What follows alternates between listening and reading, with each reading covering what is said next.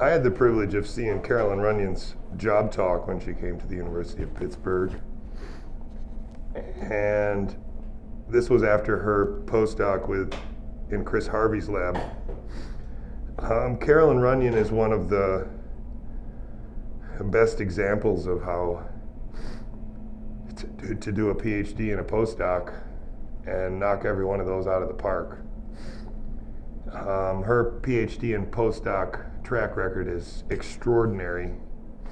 I'm not sure if she has 2 or 3 Nature papers, but she has a Nature paper from her PhD and she has a Nature paper from her postdoc at least.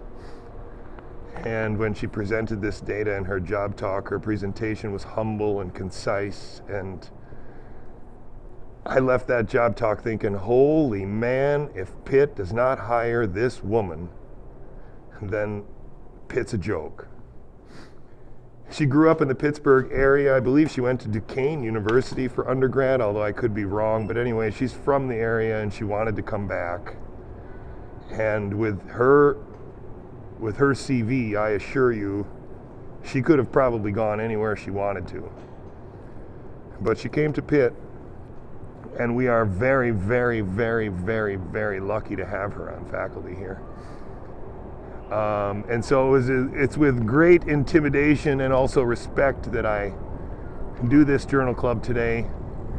And let's just keep in mind that this journal club covers her Nature paper from her PhD. So this is a Nature paper from 2012. And your instructor has chosen to give you a review paper to go along with it, which discusses functional classification of interneurons. And so I'm going to try and give you a little introduction based on this complement of papers, and hopefully I'll hit somewhere in the middle of the target in terms of what you guys need to accomplish with this duo of papers. So I'll start with the review, and the review basically is trying to give you a brief heads up on interneurons. And seeing as we've mostly discussed excitatory neurons and excitatory connections in the previous papers, I think it's appropriate to start here. Interneurons, as you probably know, are the inhibitory cells in the brain, and for a long time we thought that they just came from the same places that all the other neurons came from. And figure 2 is going to talk a little bit about the embryonic origins of these cells, but figure 1 is first going to give you just a general conceptual idea or schematic of how we've tried to divide interneurons into different classes.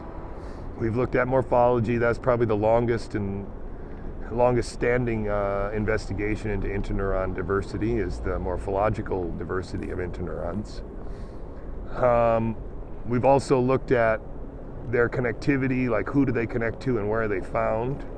And we've also looked at, I gotta turn on my lights. We've also looked at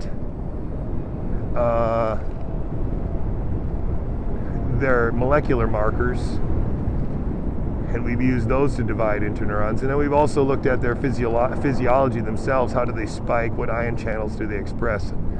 What are their electrical properties?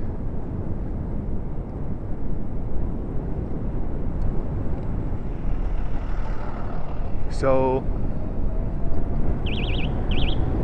this brings us to a point where we can make some statements about interneuron diversity, but what the argument is in this review is that dividing by these various methods, because of the inherent nature of interneurons and the fact that once they get to their final location they further specialize, it's possible that we are dividing them into too many groups and we're not usefully dividing them anymore. I think that's the main argument that this paper is going to try and make. And so it's an appropriate review because Carolyn's work tries to evaluate the functionality of interneuron subtypes in the context of in vivo function instead of just looking at morphology or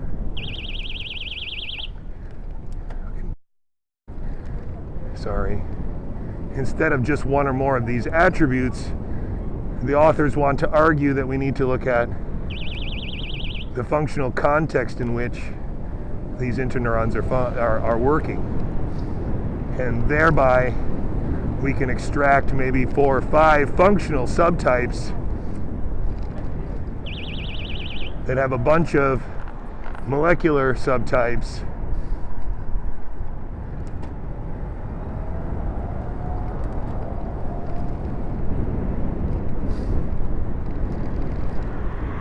and the molecular subtypes, you know, that span mostly from the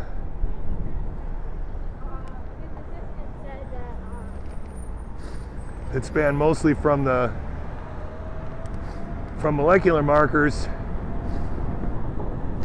anyway. And so rather than,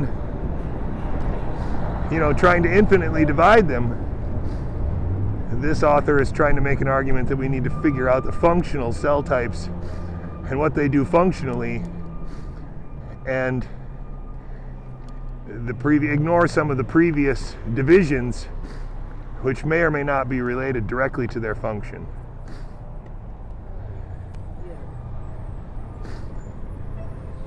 And so I'm not doing a very good service to this interneuron paper, this review. But I do think that the review is put out there just to give you an idea, number one, of the diversity of interneurons that we have identified. Number two, the sort of molecular and physiological basis for these classifications and how we've done it in the past. And then now the figure 4 is trying to make an argument that actually there is a functional role that these neurons play in the coordination of circuit activity. And so in this example, they give 2 examples. One is a coordination of neuronal activity, so interneurons can coordinate the activity across the network, and we can correlate that activity with the network state. And then the other thing that we can do is look at how interneurons contribute to the behavioral flow.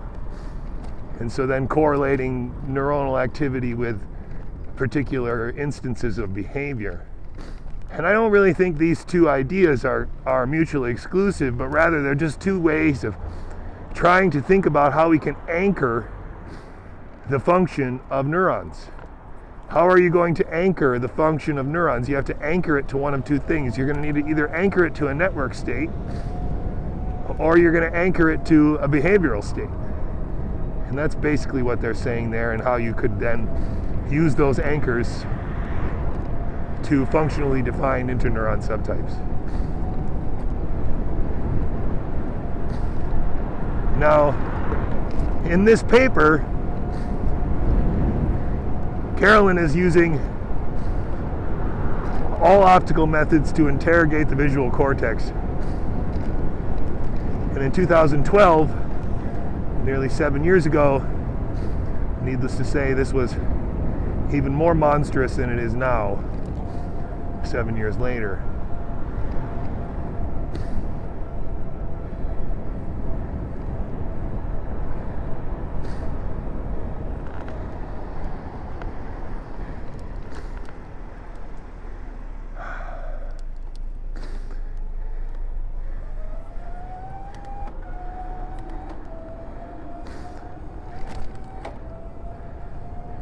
That's how I roll. So,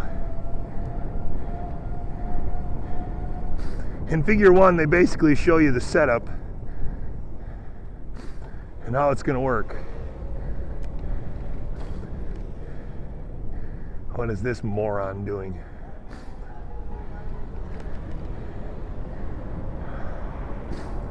And that first figure sums it all up first, and it doesn't even have a patch clamp electrode in it yet. But essentially, you need 2 lasers. One is for the 2-photon scanning. They're going to use that to measure calcium signals. Oregon green baptidite, OGB, AM. And they're going to use a blue light to excite chanorodopsin expressing cells. That's M. cherry chanorodopsin, expressed in either parvalbumin or somatostatin neurons. And so it's not too much different at first than the Anne-Marie paper, in the sense that she's stimulating interneurons. Anne-Marie stimulated all interneurons. Now here we're going to stimulate specifically parvalbumin or somatostatin interneurons.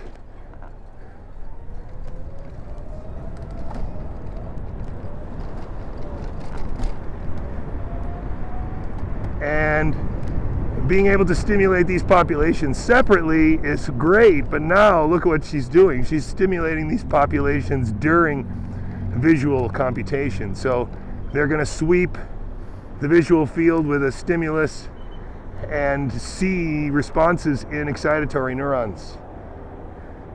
And then they're going to mess with the network by stimulating with chanorodopsin, turning on parvalbumin or somatostatin interneurons, with the idea of trying to see how the coding of this visual stimuli changes in response to the perturbing of the interneuron population. Now, that's a pretty spectacular manipulation because we're doing it in vivo. Notice the animal is there. It's being recorded through a window or visualizing the visual cortex. And the animal is behaving, it's seeing something in its visual field, and the neurons in the visual cortex are responding. And this first figure is just to show you that the responses in the visual system are pretty robust, they're fairly repeatable, and that they can do the experiment that they claim that they're going to do, which is watch the activity of the network optically while they stimulate parvalbumin cells in vivo, or SOM cells in vivo.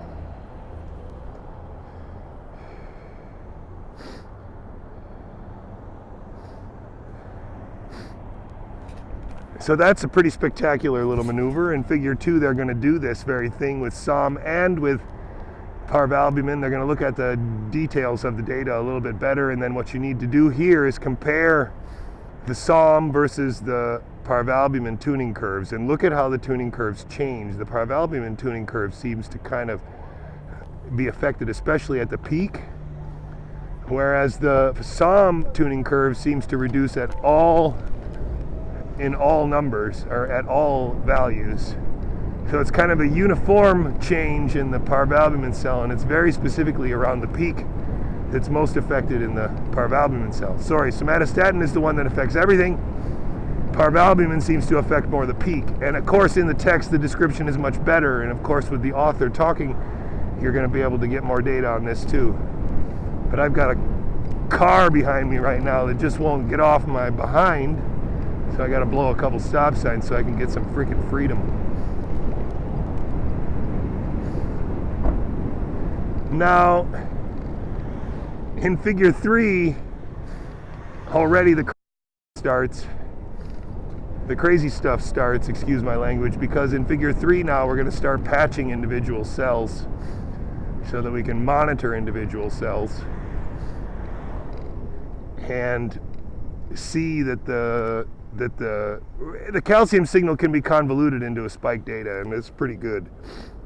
But figure 3, with a single cell recording, we can now see subthreshold signals, and we can see individual spikes, and we can really compare the effects of the tuning curve when we stimulate these different interneuron populations. So it's basically figure 2, but now with a much more robust and high fidelity measurement of the electronic signal that's found in the excitatory cell of interest, the excitatory cell that they're using as the readout. One thing I would like to emphasize here is that recording with an on-cell recording in vivo while doing all of this other stuff, showing a visual stimulus and recording calcium signals is like monumental. It's methodologically a tour de force, and it's part of the reason why this is a Nature paper, because methodologically there is few things more difficult and few things with higher fidelity than an in vivo optical recording. Go, go, go, you. Wow, you're dumb. An all optical recording with an electrode on a single cell is about the best kind of in vivo measurement that anyone can ever make. Because the in vivo electrode gives you the gold standard fidelity noise signal to noise ratio. She can verify all the data from figures 1 and 2 and all the estimations in figures 1 and 2 in the experiments in figure 3, a much higher fidelity for spike data.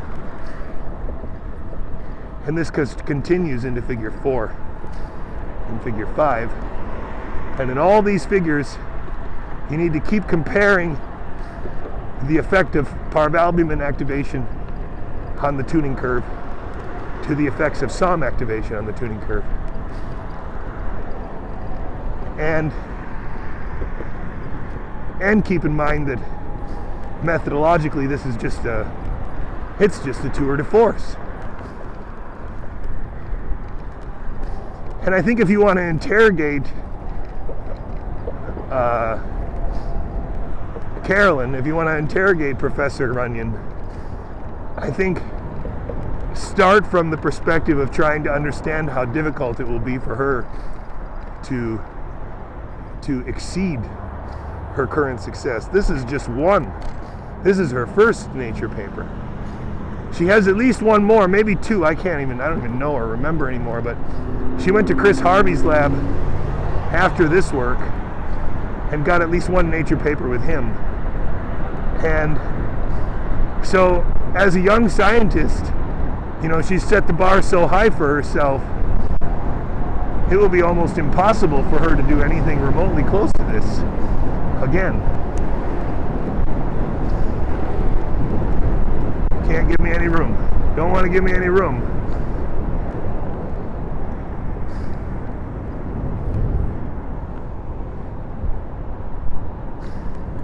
That's for you. Come find me.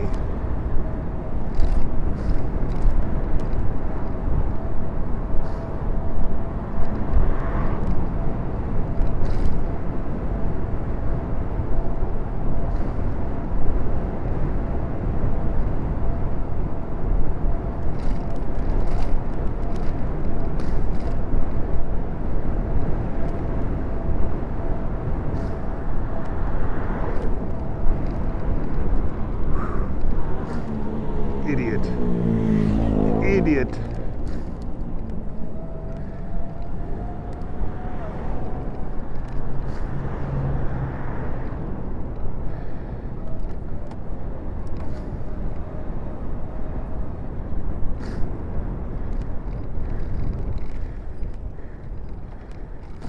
Even the idea of coming from a lab like that with so much technical expertise, one of the challenges is getting into that lab, learning what you need to learn to perform your experiments. Never mind learning enough to set up similar experiments in your own lab. Has a completely different set of learning. And so the challenge she's facing is many-fold. And I don't envy her, but I'm sure she's going to rise to this challenge.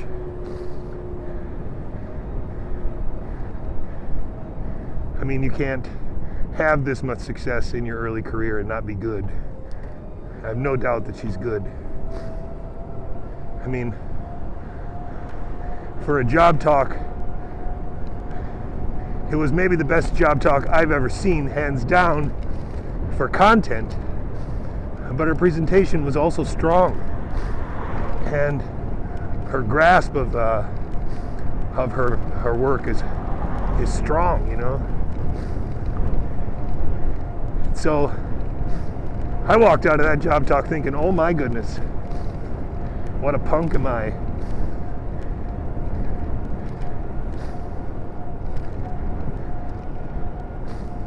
What a punk am I.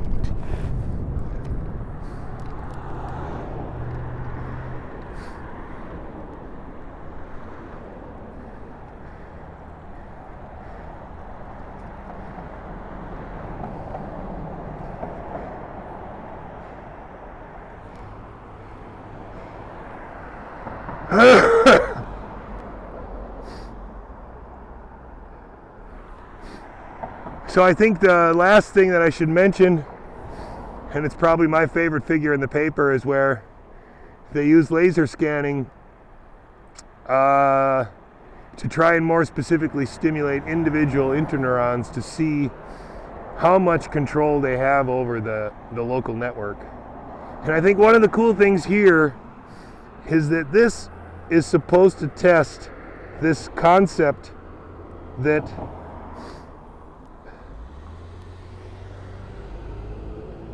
there's this concept that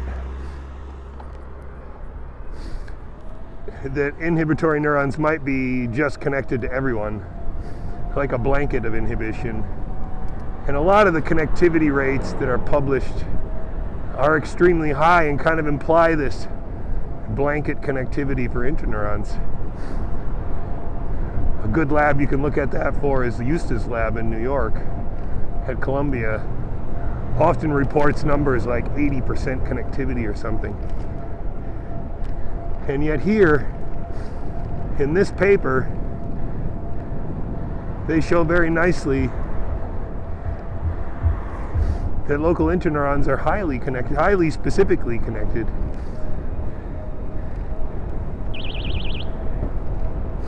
And don't really at all connect to everybody in their region or in their circuit. And so that means that there are more specializations among interneurons than just PV and SOM, and we knew that already, but... Hey, that was Carolyn Runyan's 2012 Nature paper. Just keep in mind that this woman has done lots since then. That was her PhD work. Her postdoc work was even more stunning. We're lucky to have her at Pittsburgh. I hope you guys have a good discussion. I don't think I helped that much with the paper, other than to make sure it's clear that you realize how, methodologically speaking, this is a tour de force. There are very few labs in the universe who can do experiments as intricate as these. And we were, you should be suitably impressed by the skill level and actually the data that they've acquired, especially figure 5, which seems to definitively show that interneurons make up very specific connections with specific neurons so that they define specific microcircuits rather than being a blanket of inhibition that generally covers a network. They're much more specifically wired, and that leads us down the path of trying to functionally classify interneurons based on their position in a microcircuit rather than their molecular or physiological markers. Thanks for joining me on my ride. I'm sorry it's so dark. I got to get an adjustment here on the Wrapup because it's now nighttime when I get home. But thanks for watching. Thanks for joining me. Like and subscribe, and I'll see you next time.